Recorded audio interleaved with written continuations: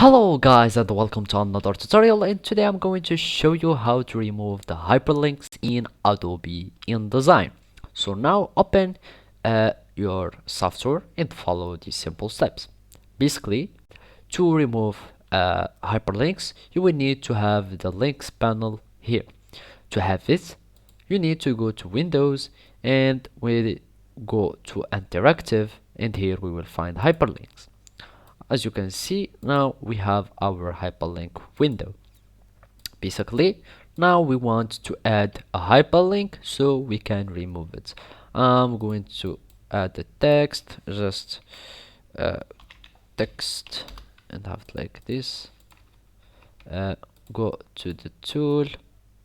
I'm going to right click on it and go to hyperlinks, new hyperlink, just add something, gg.com,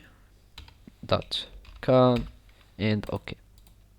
As you can see, you have your hyperlink that it will be showed here. So this is my text and this is the name of the text, and we have my link here. Basically, if we want to delete it, we want just to select on delete selected hyperlinks, or just bring it and go remove the selected hyperlinks, and this way you will have your hyperlink deleted and removed successfully.